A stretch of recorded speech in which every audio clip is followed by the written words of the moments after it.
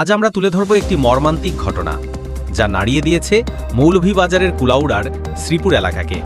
শ্রীপুর সরকারি উচ্চ বিদ্যালয়ের ১০ম শ্রেণীর ছাত্রী ১৫ বছর বয়সী নাসিফা জান্নাত আঞ্জুম।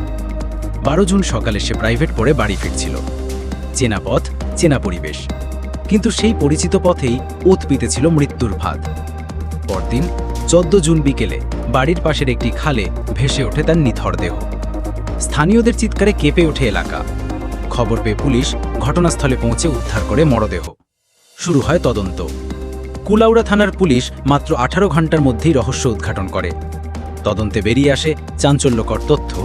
ঘাতক ছিল আঞ্জুমেরই পাশের বাড়ির বাসিন্দা, বিকৃত মানসিকতার এক যুবক জুনেল মিয়া। প্রাথমিকভাবে জানা যায় সেদিন আঞ্জুমকে গোপনে অনুসরণ করছিল জুনেল।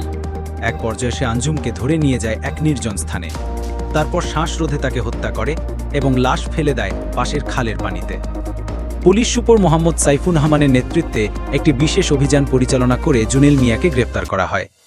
ঘটনায় ব্যবহৃত বেশ কিছু আলামতও উদ্ধার করা হয়েছে বলে জানায় পুলিশ। আজ মৌলভীবাজার জেলা পুলিশ সুপারের কার্যালয়ে আয়োজিত এক সাংবাদিক সম্মেলনে এ তথ্য জানানো হয়। পুলিশ জানায়, তদন্তে প্রমাণিত হয়েছে এটি একটি পরিকল্পিত হত্যাকাণ্ড।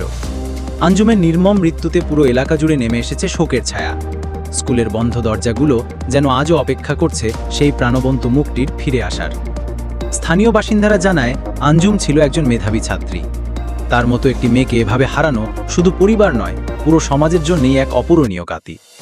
ঘটনার বিচার দাবিতে এলাকাবাসী ইতোমধ্যে বিক্ষোভ ও মানববন্ধন করেছে।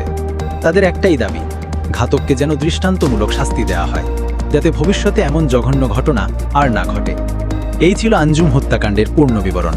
আমরা অপেক্ষা করছি একটি কঠোর রায়ের, একটি ন্যায়ের, একটি সাহসী দৃষ্টান্তের।